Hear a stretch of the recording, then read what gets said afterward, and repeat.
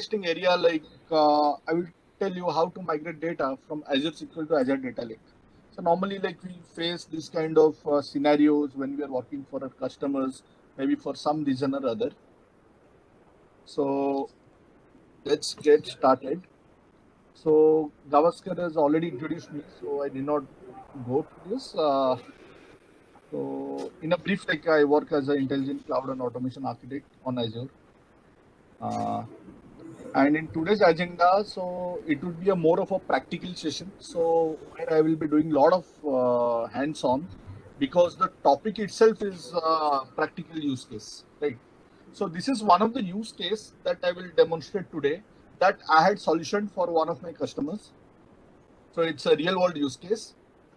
So before I get into the implementation part or how I designed the solution, I will explain you the use case first because you need to know like why we need to do this, like why we need this in the first place. So what was the motivation around for which we have to take up this use case and we had to give do the solution. And this will help you in understanding or connecting the dots in the real world use case that you might get in the future. Okay. So let's get started one by one. So we have a use case, an organization, okay, a large enterprise has some relational structured data in Azure SQL database. Okay. So nowadays every organization they want to grow organically. For that, like what they do is they don't prefer building homegrown tools.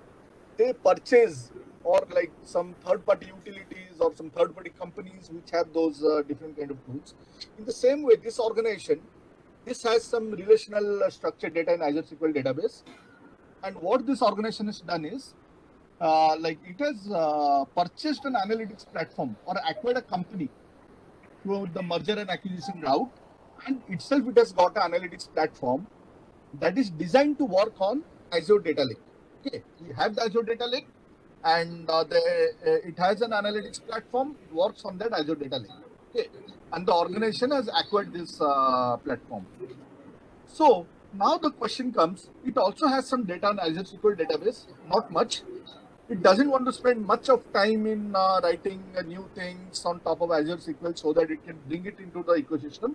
Rather, what it is planning to do is, it will shift all the data that is in Azure SQL database to Azure Data Lake and make it compatible with the platform it has purchased. Okay.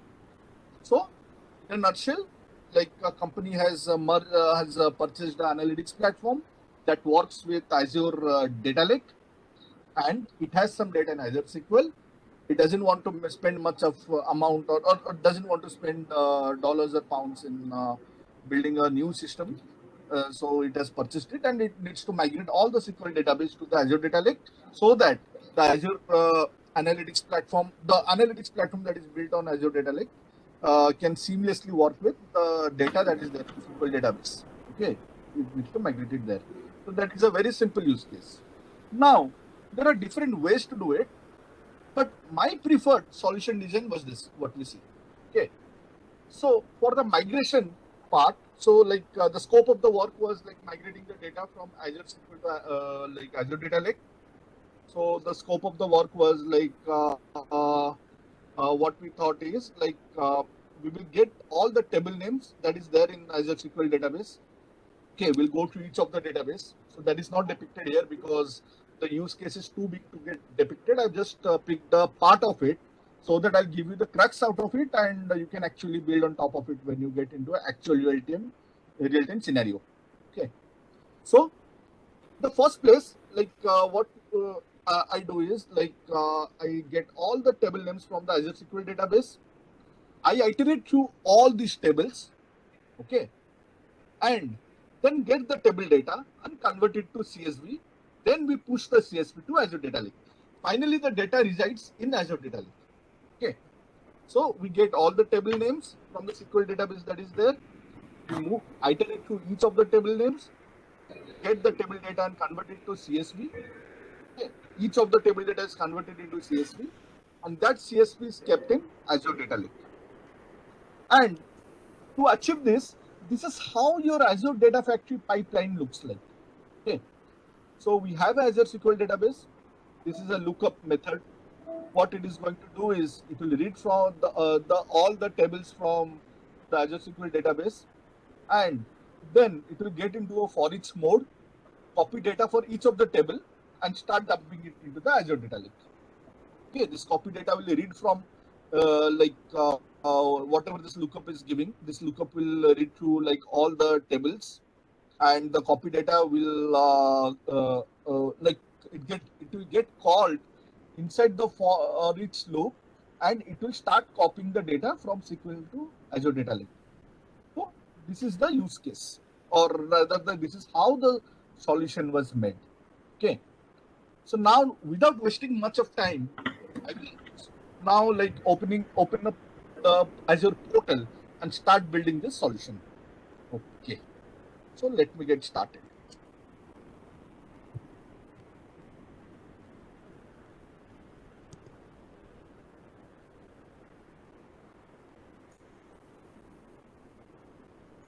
Let me get into the Azure portal.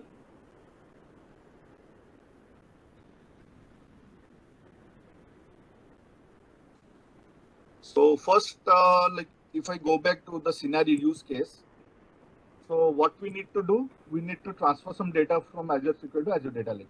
So let me create a Azure SQL database with some tables, some default tables that I will be transferring to Azure Data Lake. So let me do that first. Let me first spin up this Azure SQL database.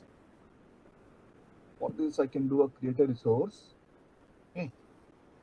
Then the databases, get all the database offerings out here. Click on the SQL database.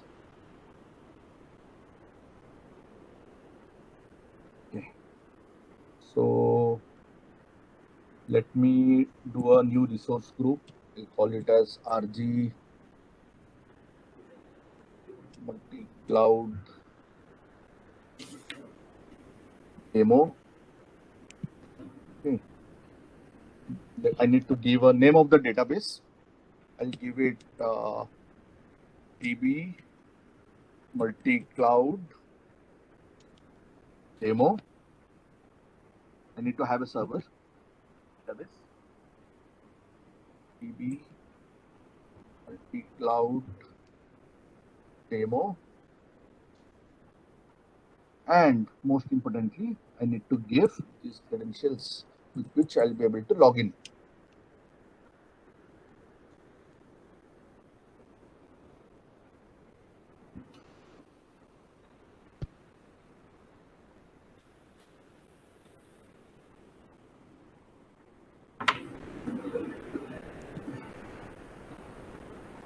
So now what next? Let it be this database. Anyways, it's a bit pricey. I could have gone for a serverless database, but that's fine. I will delete this after my demo. But let me make this locally. I'll save some cost. Okay. We'll make it as a public endpoint. I'll allow other Azure resources to connect to it. And most importantly, I'm whitelisting the laptop IP so that I can actually connect and see what is there in the database. Okay. Then rest all is good. Next, I need to use the sample database. So this will actually, let me just show you. When I select the sample database, it will when the database will get created, it will come pre-populated with some sample tables that we can use for our demo. Next, I need to do a review create. And let me create it.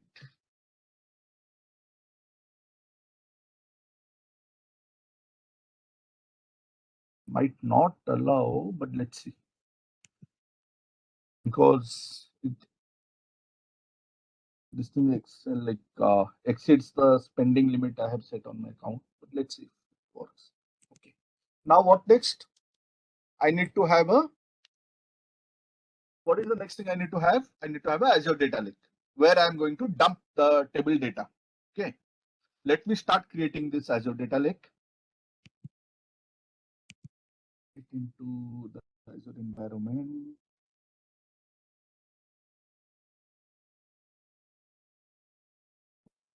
source.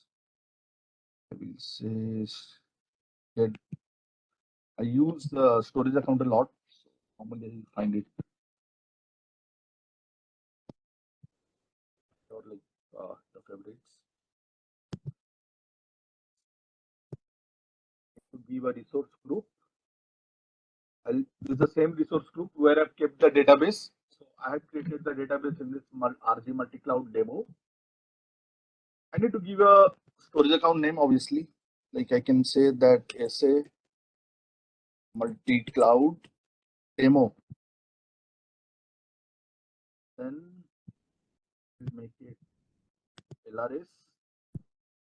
I need to make the storage account a data lake. So most of you must be aware, like I'm not touching upon these concepts of a data lake on Azure. So how to create it.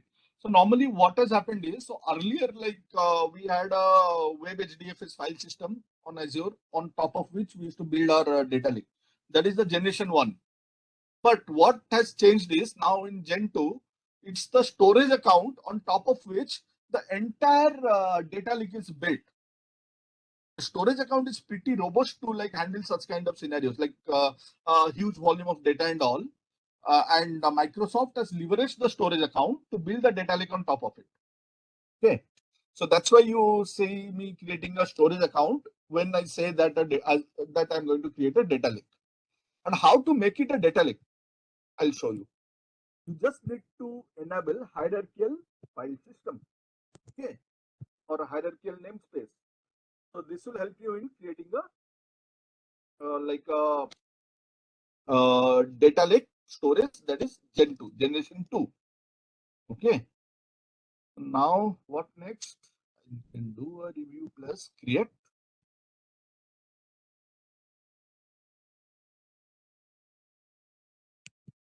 Okay.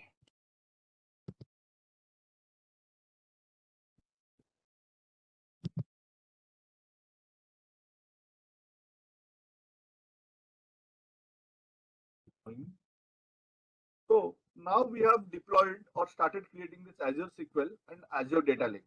What else we need? We need a Azure Data Factory that will pull the data from Azure SQL and put it in Azure Data Lake.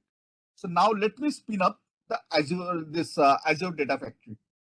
Okay, you can follow this diagram actually. Like whatever is depicted here, we are going to follow this, and this is the algorithm we are going to chip into this like the high level design that you see here.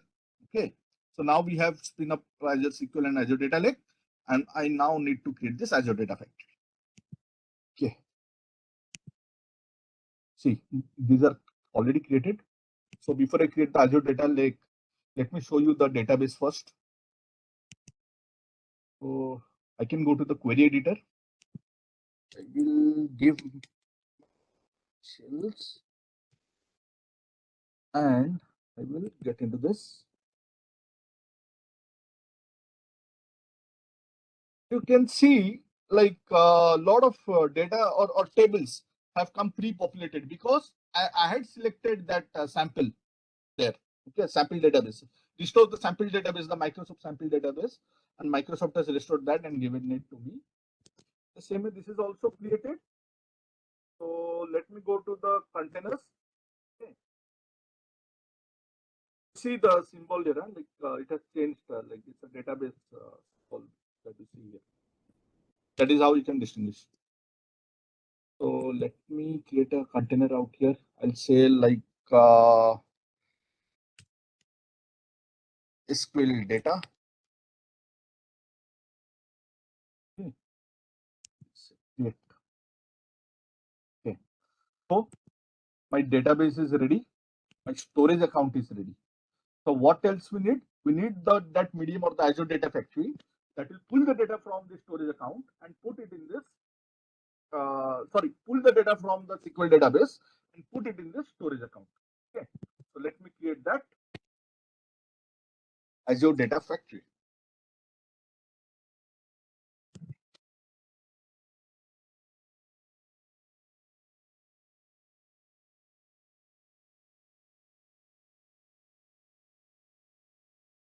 So do a create source. I can search actually Azure. You can search as Data Factory, I'll get it.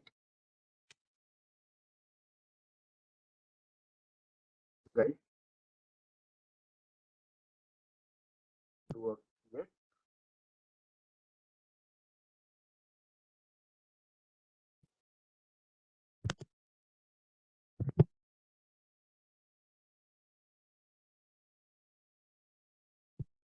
This RG multi-cloud demo. I need to give a name for the database. Maybe I can say like ADF multi-cloud. Okay, all good.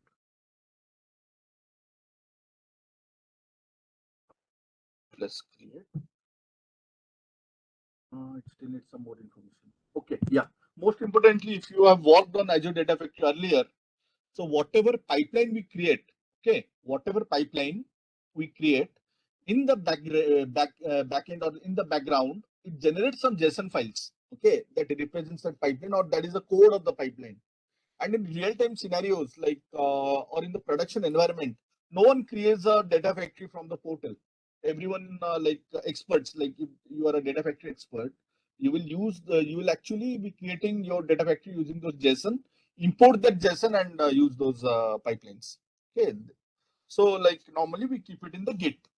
Those you can directly actually integrate it here, either Azure DevOps or GitHub, but that's fine. I don't want to keep the JSON code out here, so that's fine. So I can just say that I can configure it later. I'm being a bit lazy, but it's a good practice to enable this when you are working in your actual client scenarios. Okay. So now let me create it.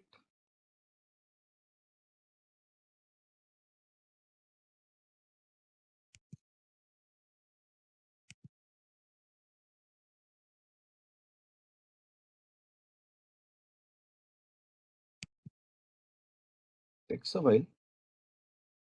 While it's creating it, any queries, so it will take a while to spin up. I can take few questions.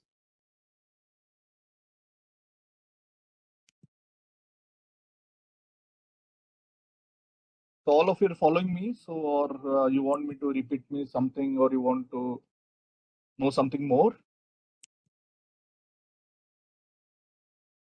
Okay, cool. Silence means either you are not following or like you are getting everything what I'm saying. Yeah. We have one question. Why container is selected? Sorry, please come again. Yeah. Why container is selected? Why container? Okay, container for Azure Data Lake, right? Yes. See, Microsoft built the Azure Generation 2 data lake on top of containers actually. So what happened was, Microsoft found that itself, like so much of data can be kept in the storage account, okay, the containers, and it's pretty robust. Okay, that is equivalent to your HDFS file system. So what Microsoft thought was it will do away the generation 1 data lake that was on top of HDFS. It did away with that. Okay. Now it built the entire data lake on top of the containers.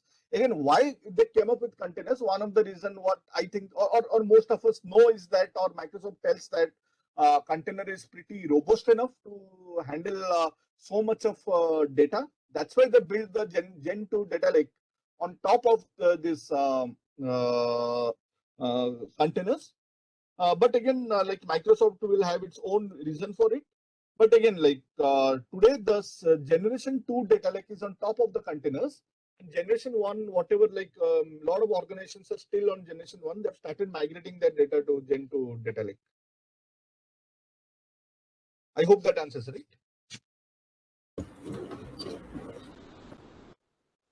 One answer is it is pretty robust. It can handle a lot of data. So the data factory is created. Now what I need to do is, create this pipeline, this specific pipeline I was talking about. Okay, this piece. So let me start creating it. And I am having three activities: lookup, for each, and copy data. And copy data is called inside for each. Okay. So now where can I create the pipeline? In the Azure Data Factory Studio. So let me click this, get into this.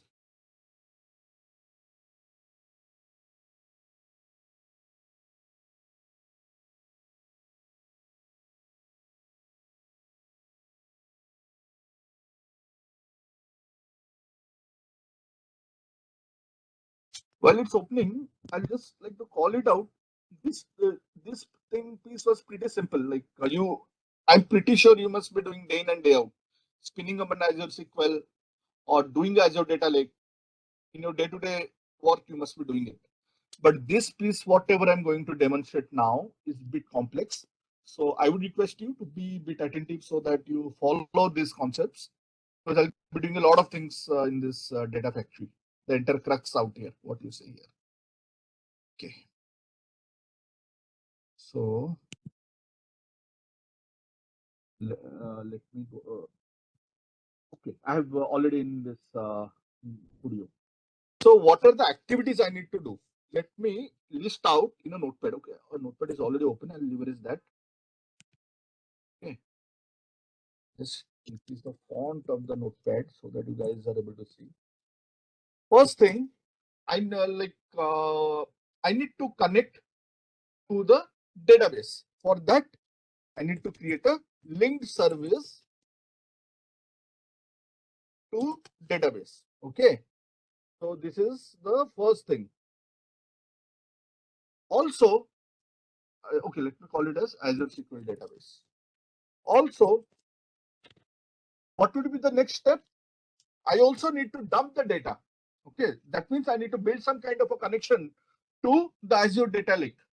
So I need to create another link service. Link service are nothing but that help you in connecting to a destination. Okay, like it will help the pipeline to connect to the destination. They're just like connection strings in our code, right? We write a lot of connection strings in our code so that we are able to connect to the database or Redis cache. So like that. So that is the purpose of the link service. Okay, it will help you linking to a particular service that is listed as the destination service for your pipeline. Okay. Create link service to Azure Data Lake. Okay. So we are creating the tooling service. We want to SQL database because we want to get data out of it. So that's why we need to connect to it. And another is like I need to create a link service so that it can dump data to the Azure Data Lake. Okay. Then what is the third thing? I'm fetching the data. I need to hold it somewhere. Okay. Where I can hold it? In the program or in any technology where I can hold the data that I'm fetching out of it. I can keep it in a data set. Okay, so I need to create a data set for Azure SQL database, and I need to create a data set for Azure Data Lake, because with link service, I'm going to fetch some data. I need to keep it somewhere where I can keep it in the data set. So I need two data sets, one for Azure SQL, one for Azure Data Lake. So once we have this ready, I can create my pipeline that will transfer the data from Azure SQL to Azure Data Lake. Okay. For this, what all things we need to do, we will see in a while. Or else let me just gist it out. I'll just revisit this. Okay. So the first thing is like we need a lookup task. Okay. What it will do, it will copy data, or rather, it's not copy, it will read data. Read or like fetch the table names from lookup. It would fetch the table names from where? From Azure SQL.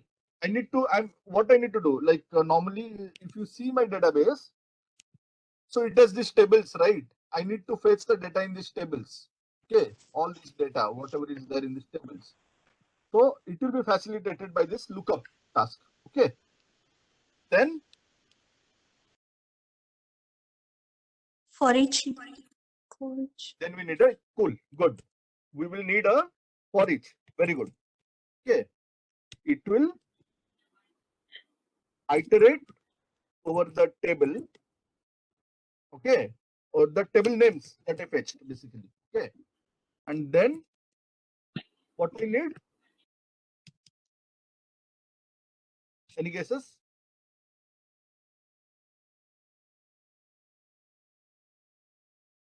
Copy data. Okay. I need to go copy the data. Okay. So the copy data, it will perform the actual copy task. Okay. So these are the steps that you can follow. So now let's start building each of these now. Okay. Let me first create a link service to Azure SQL database.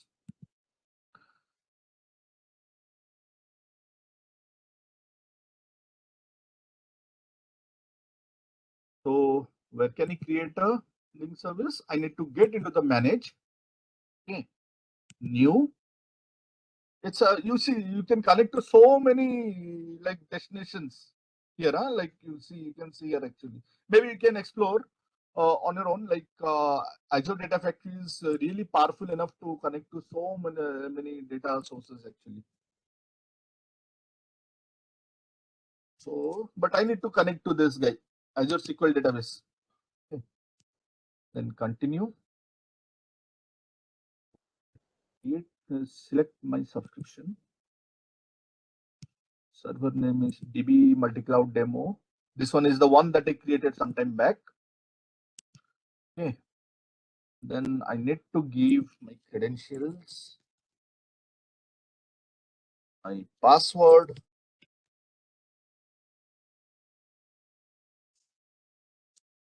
Okay. Then before saving it, I'll just test it whether the things are fine. It's able to connect or not. Normally we do that, right? We check the ping. So whether we are able to ping it or like we are able to test it, like I'm able to connect it or not, whether my pipeline will be able to connect it to it or not. So now I can see that it can connect. Now let me create it. I should have changed the name. Bad practice. It won't allow me, but that's fine. I could have given a nice name, but that's fine. Like maybe when you are doing it for your customer, try to give a nice name. Okay. Now what else? I achieved this. Okay. Service to Azure SQL database. I need to create a link service to Azure Data Lake.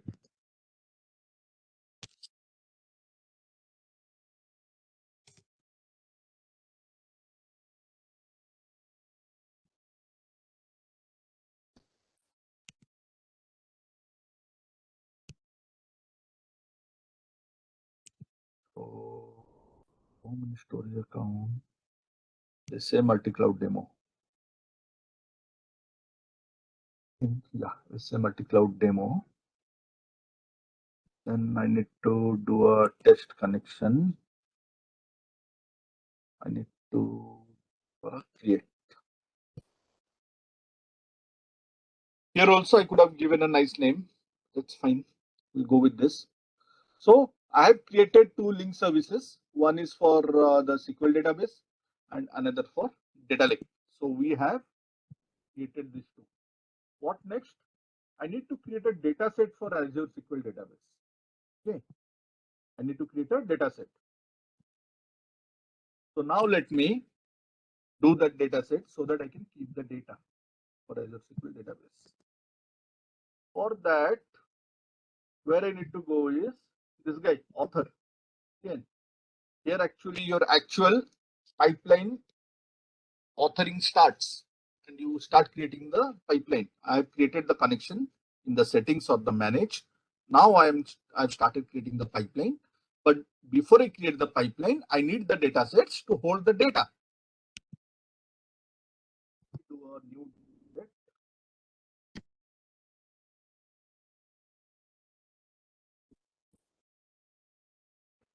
So SQL new. I need to select the link service. This is the one from where I'll be fetching the data. So I just created this Azure SQL database. Some like just before this, 2 steps or 1 step before this. So table name I'll keep it as is. Okay, I will do an OK. I need to add 2 parameters because I need to parameterize the table names. Like you see here.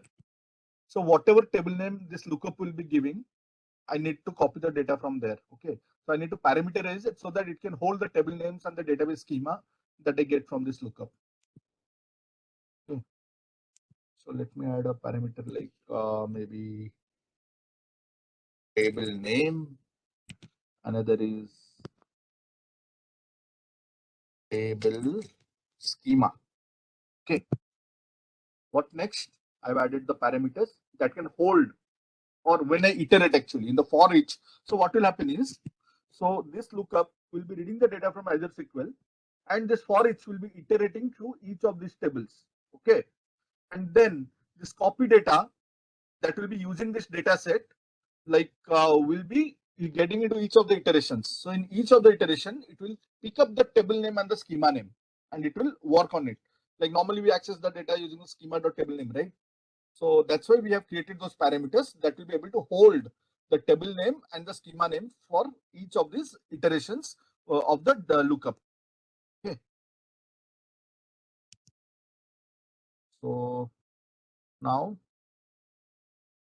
I have created the table name and table schema. What next? I need to do an edit. So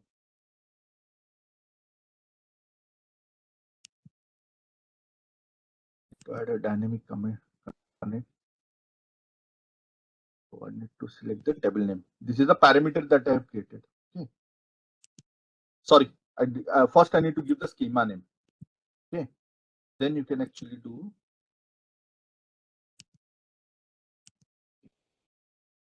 because we access the table as schema name like dbo dot table. So dbo is your schema name like that. So we need both table schema and table name. Okay. So this is good. Okay. Now similarly, this data set is created. I need to create the other data set. New data set for Azure Data Lake. Gen 2. I'm going to use the generation 2 of Data Lake. Okay. So I need to dump the data as CSV format. Continue. The link service is this one is the link service that we created sometime back. In this step, like we created the link service to Data Lake. Okay. Now I need to select the file system, SQL data root folder. That's it. This file name again will make it. We don't have a hierarchy. You can have a hierarchy and have a directory created, and you can keep your data there. But that's fine. I'll dump everything in this the root. Like the SQL data is the root. I'll dump everything there. And this file name is your you will again parameterize it. Okay. So like I need to mark the first row as header in the CSV. Okay. Now I will do an OK. So here again, I need to create the parameters. I will call it as the file name. Okay, that's fine. Nothing needs to be changed here. This file name we will give it on the fly. So we'll generate it and we'll do it in a while.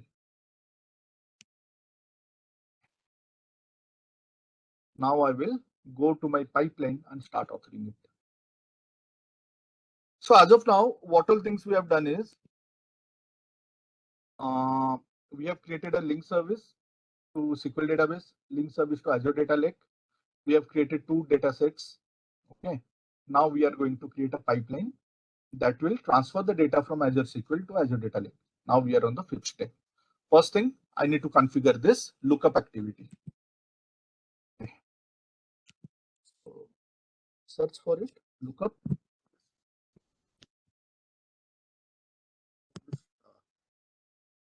So that is data just screen space.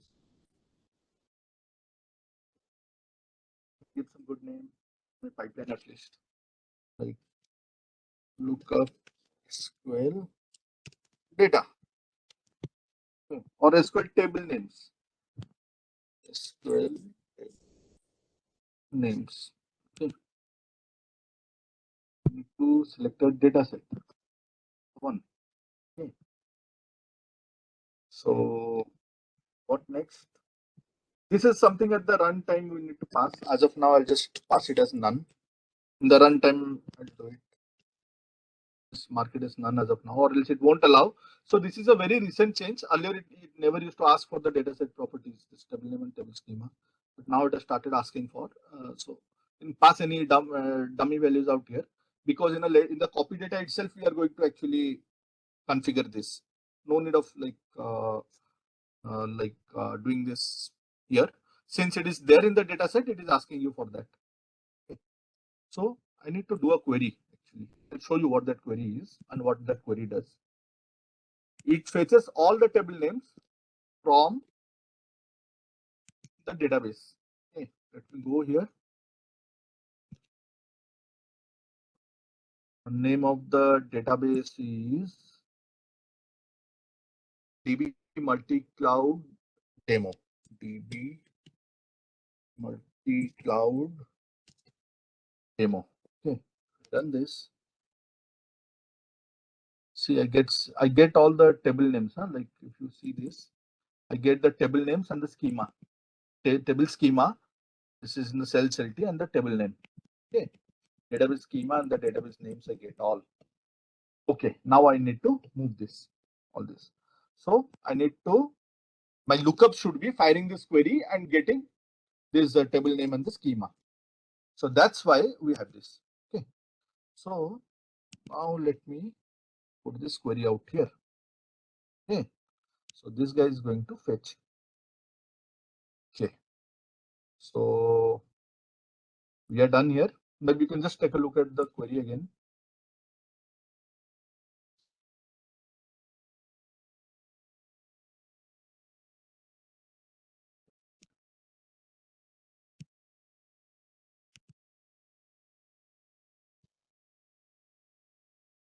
At times, this guy gets so messy.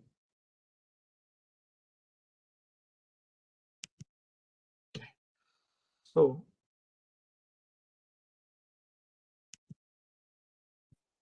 I think I came out of that.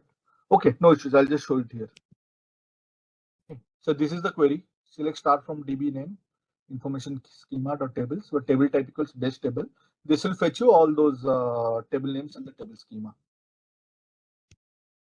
If you want, I can also show it to you. Yeah, please go ahead. P. You have a query? Is it not something we need to put only the table name and the schema name instead of the entire star? Yeah, definitely. Yes, definitely. Instead of star, we are not interested in other fields actually. Maybe I'll just run this query again and show it to you. You can just put the table name and the schema. But at times what happens now, we keep investigating like what exactly we have therein, like what are the column names and all. So we inspect that and we do that. I'll show it to you again. So for that is the reason I put it. But yes, that's a very good practice if you're doing a table name and schema.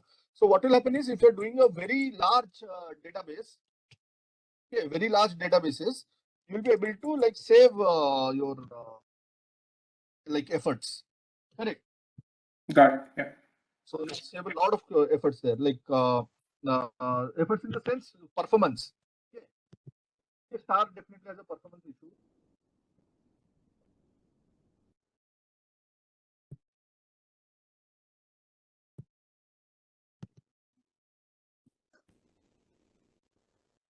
DB name we have to.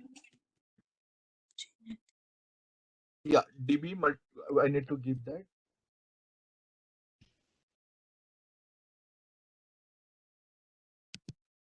Do this. I get all the table schema. So it's sufficient if we do this table underscore schema and table underscore name also if you fetch it there, because we are just interested in these two fields, not all.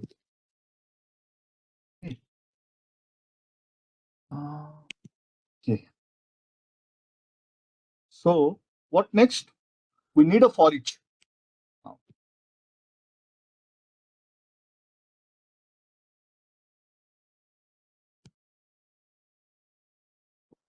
make this. Okay. In the for each, I also have to do some settings. Items. Okay. What would be the item? Whatever I'm reading from here. Okay. Again, like I'll add a dynamic content. I'll select this. I need to do a dot value. Like, dot output won't suffice. I need to do a dot value so that it gets the value like whatever it is fetching. All those data that we see here. I'm just afraid of switching the screens because like there is a cross mark here. So it's there is a red mark that is coming on top of my screen, like bad with WebEx. So, not switching the screen, but whatever data you get, so like that has to pass on here. That is the reason why I do a dot value out here. So once that is done, I need to put the copy activity inside this for each. Do an edit, then copy the data. Okay. Now I need to configure it. What? Like the source and the sink. So what is the source? Azure SQL table 1 source data set, the one that we created. And the table name, the parameters that now we need to give. That will be your current item that I'm getting. Okay. In the item, I'll have the table name, schema name, everything. So dot table underscore name. This is what my query was returning. This query will return a column called as table name having all the names of the table. Okay. And a schema. So for the schema, again, I need to do a dynamic content. This current item. Okay. Then table underscore schema. Okay. Cool. I have a table name, the table schema. So now this is sorted. My source is configured. So what it is going to do is it is going to pull the data, the copied data. What it will do is it will pull the data from this table name for this table name and table schema, and underlying the connection is already established with the database. So what it will do is it will search for this table schema in the database, find this table name, get the data. Now we have got the data from the source. We need to dump it. So where? The sink. Okay. So sink again. I need to have this thing. I need to select the data set where I need to dump the data, and again I need to provide the file name. SQL data. Sorry. No, but path you configured as SQL data. The target. Sorry. No, in the data log you configured as a file name as SQL data. Something in the folder name you kept like that. Name of the. Yeah, that is already mapped. That is already mapped actually. If you see the I'll show you the data set again. In the data set, it's already mapped. This data set is already pointing to that SQL data, that path. So the file name I need to provide is with the name with which I'll be putting the data. Like I need to see, I'm reading the data from the sink, right? So once I've read the data, I need to keep it. Okay, I need to keep it inside that SQL data folder that I've created. Okay. So how I can keep it? So like I need to provide a file name. So again I need to do a dynamic content with the name with which it will be dumping the data in that SQL data. SQL data in the link dataset, I'm already pointing it out to it actually. Can this be parameterized? Yeah. Okay, that one also can also be parameterized. It's all like, see, everything like with this thing, you can parameterize a lot of things actually. Like this can definitely be parameterized, and this file name is also like I'm parameterizing the way. The same way, like when you're fetching the data, you can actually parameterize that also. Okay. So I need to use a concat method. Okay, string functions. Concat. Inside the concat, I need to use this current item. What it has? It has the database schema name and the table name. Then dot. First is the table schema. Table underscore schema. Then I will just append an underscore. With this name, this file will get created and it will get dumped inside that SQL data folder or the directory that we created. Okay. So this one would be your table name, table underscore name, comma. Sorry, one just missed here. So it should be item because it should read from here, na, like the for each item. Dot table underscore name. Okay. Comma. Dot CSV. Okay, I'll just verify it. Cool. Looks good. So now I have configured this copy data activity to read from the table name that we parameterized already in the dataset and sync it to as this name that we created. Okay, like table schema, like your file will be created as the name of table schema. Okay, underscore name of the table dot CSV. Okay, we'll just take a look at it. And I just use the I could have dubbed it with the table name also, but I just wanted to show you this concat. A lot of string manipulations and a lot of things we can do here actually. Maybe 1 hour is too short for this. Maybe sometime later, like I can show you a lot of other capabilities of Azure Data Factory. Can't it be fetched in the same format and then dumped it into the architecture instead of concating? Whatever we are fetching from the source, we can put it as is. But you need to keep it in a file, right? Okay. So how you will create where you will get the file name? Okay. You can get the data, but the entire data, the table data, you need to keep it in a file. Okay. We are getting as a table. CSV file. Right. We are reading as a table and putting it as a file actually. Exactly. That's what in the data lake we are doing, right? In data lake, like it's unstructured data. We don't keep relational. We don't have a mechanism to have a relational data, right? So we keep the data as CSV. We read the data in the table. Right. We iterate to each of the tables. We read each of the table and create a CSV for each of the table name. Okay. Right. And then we are dumping the data into that. Right.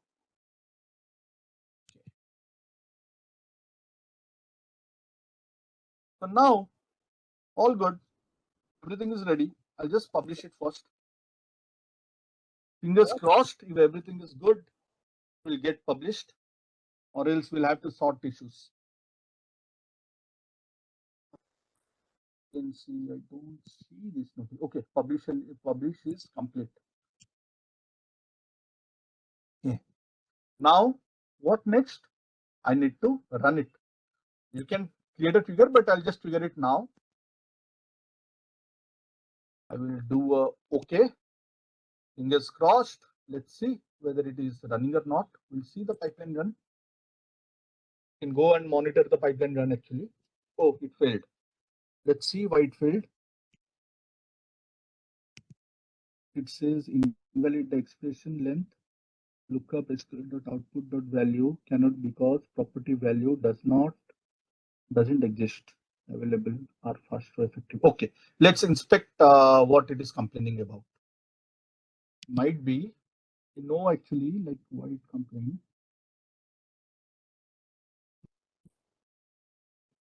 pipeline.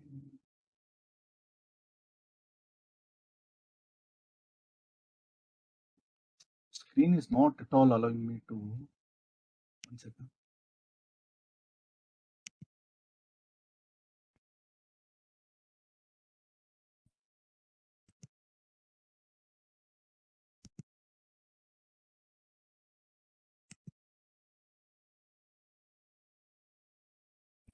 Look up some issues. Settings.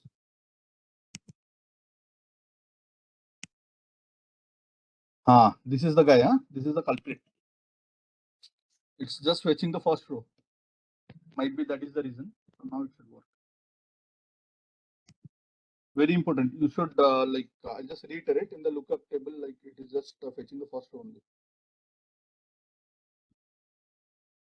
Now I should be able to trigger it. Trigger now. Okay. Pipeline run. Fingers crossed. Let's see what's happening. Lookup is complete. Now for each is still the copies are happening. You see, like so many copies are happening. Each table by table, it is copying the data. Okay, for each of the table, it's copying the data. It's completed. Okay, so I need to show you now. So what it has copied.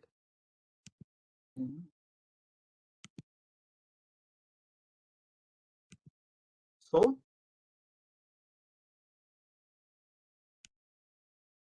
I will get into this SQL data folder, and you can see all the table. Oh, sorry, I think I did a TXT, but wait, we need to modify it. Like it should be CSV. It's copied in the text format. It should do a TXT. I will just revise it one second. Just out of curiosity, I'm seeing what it has copied. It has just copied it as a flat file. So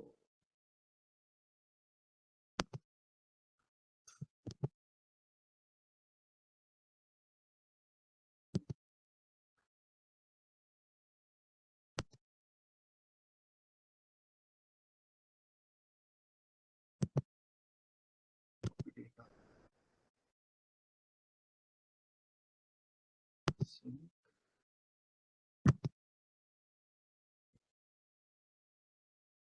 Only where I messed it up.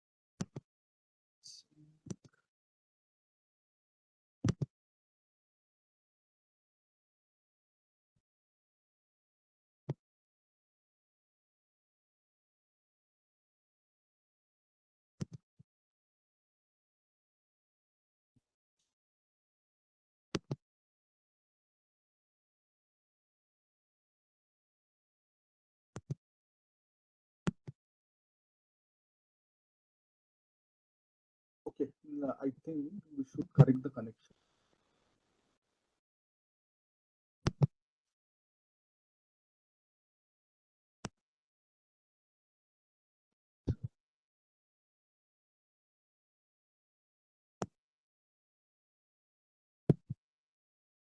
Should not come as a TXT actually.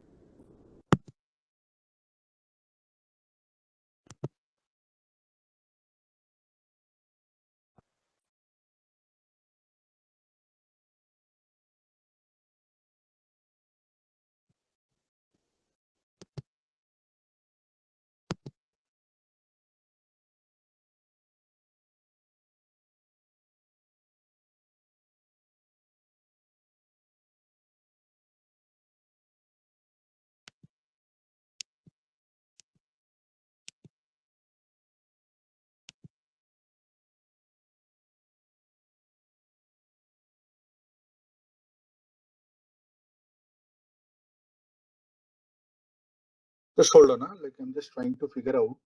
Actually, this flow is so big now. If you mess a small thing, then it cascades till the endpoint. Actually, so I was expecting a CSV out here. So it got the data, but the data as in it came as in the text file, text format.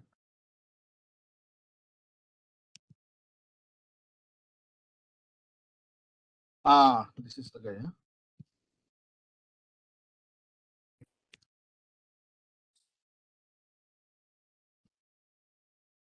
Or else it's fine also. You can also remove this. That's also fine. By default, it will dump it. So let me just publish. Challenges, I need to clear that. Well, data. Anyways, it will dump with txt. That should work actually. If it fails, then we'll clear it and we'll create it again.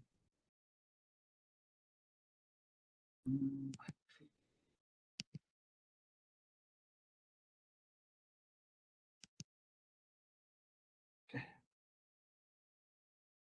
The pipeline is running. Fingers crossed. It started doing its job.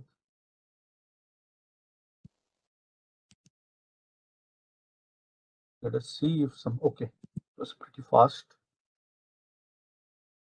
Let me refresh this. Should get some CSV files in this. See, I got those CSV files, huh?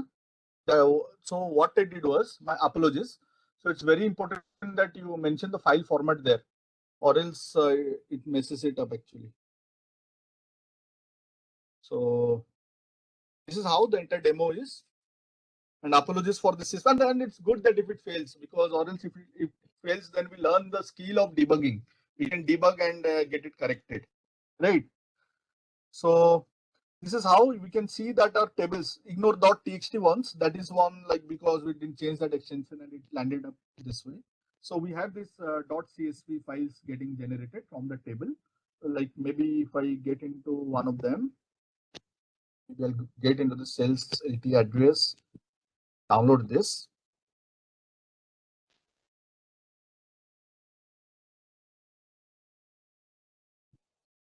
Just hold on, it's downloading. While it's downloading, I'll also like issue that query in the database to show you the data. Click open.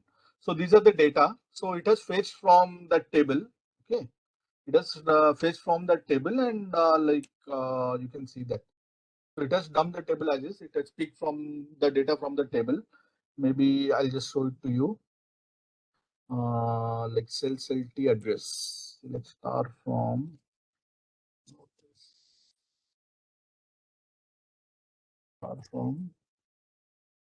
Sales LT dot address. Okay. So this is the what it has fetched and it has dumped in that. Okay. So that is the demo that I had. So I am done with my demo, like how to get it done, and we formulated this use case or we solved this use case. And you can connect me on LinkedIn. So this is you can just scan it or take a snap of it. You can actually connect with me later also. Like you need to scan this QR code and get connected. Okay. So on top of it, I just wanted to highlight that